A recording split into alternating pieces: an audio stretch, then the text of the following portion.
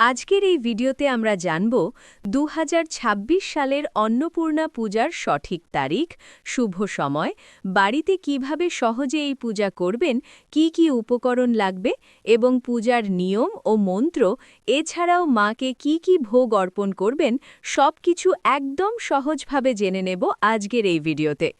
অন্নপূর্ণা দেবী হলেন মা লক্ষ্মীরই এক রূপ, যিনি অন্ন ও সমৃদ্ধির দেবী হিসেবে পূজিত হন।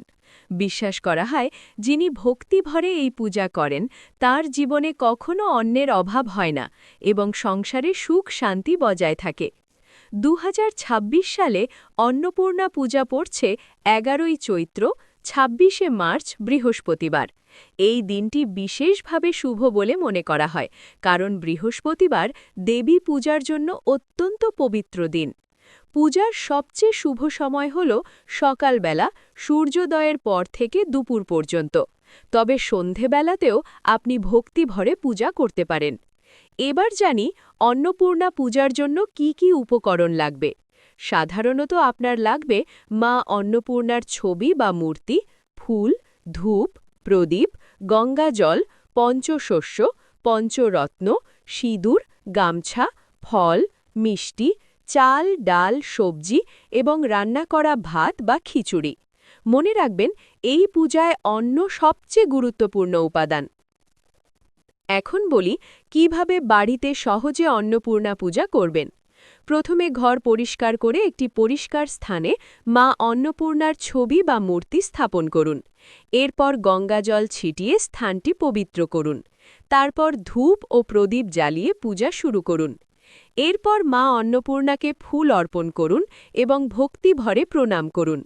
তারপর ফল, মিষ্টি ও রান্না করা অন্ন নিবেদন করুন। মনে রাখবেন, অন্ন নিবেদন করা এই পূজার সবচেয়ে গুরুত্বপূর্ণ অংশ। পূজার সময় আপনি এই সহজ মন্ত্রটি জপ করতে পারেন। ওম অন্নপূর্ণাयै নমঃ সদা পুণ্যে শঙ্কর প্রাণবল্লভে জ্ঞান বৈরাগ্য সিদ্ধার্থম ভিক্ষাং দেহি চ পার্বতী।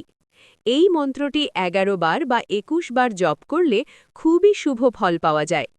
পূজা শেষ হলে পরিবারের সকল সদস্যদের মধ্যে প্রসাদ বিতরণ করুন এবং চেষ্টা করুন দরিদ্র বা অভাবী মানুষদের মধ্যে অন্ন দান করতে।